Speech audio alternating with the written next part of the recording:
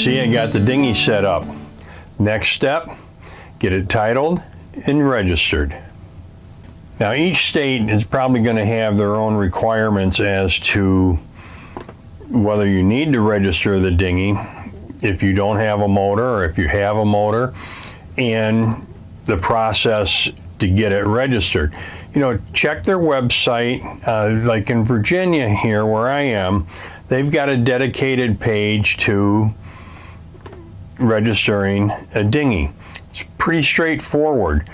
And if you don't have a marine website to go to for that, usually the Department of Motor Vehicles, they handle that in some states.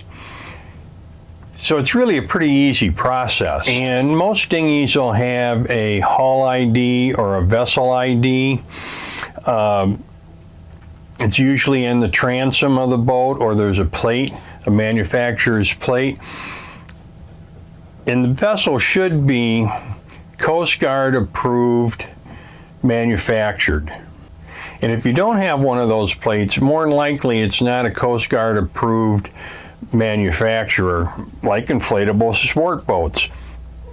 They're Coast Guard approved. Now here in Virginia, I do need to register it, even though it doesn't have a motor. Now I'm just going to, manual power for now. If I do put a motor on it, I'll have to go and update the registration. And honestly, it makes sense to register the boat if it gets stolen, or if it drifts away. You have some proof that that is your dinghy. And Inflatable Sport Boats has a dedicated page with some helpful hints on how to register your dinghy if you need to do so. And I'll put a link in the description so you can check that out. There's a few things that you're going to need.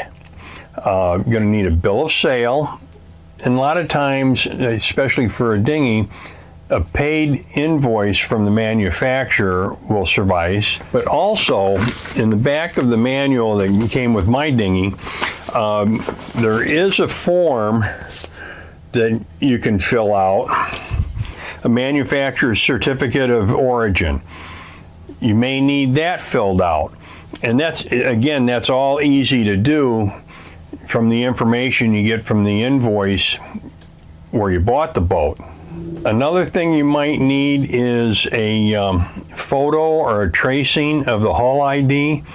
Now, all I needed to do was just fill in the form online for that. I didn't need to send anything else in. Oh, I did need to send in a copy of my bill of sale. Easy to do. Just scan it or take a picture of it with your phone and send that into it, if that's appropriate for your state.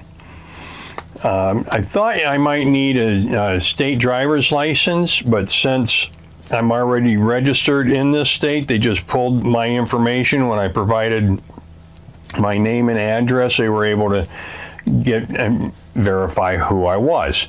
And then if you have a motor with it, you need to have the motor information. Again, you're probably going to need the manufacturer's bill of sale, or a bill of sale if you bought it from somebody else, an ID number. All good things to have.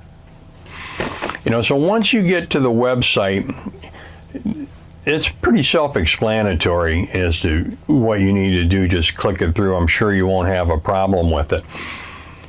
Then, after I submitted everything, it took maybe, an hour. I got an email back saying everything was approved. I got my number as to what I'm going to get, and then they'll send me some information. Now, in the title, if you want to, in Virginia anyway, if you want to use the boat right away, you can get a temporary title for 30 days, and that costs $10. And I thought, well, what the heck, for $10, I might as well go ahead and get that. Now, once I get everything finalized with that, I need to put my numbers on the boat. And some states allow the removable plaques. Others, you've got to affix it to the dinghy.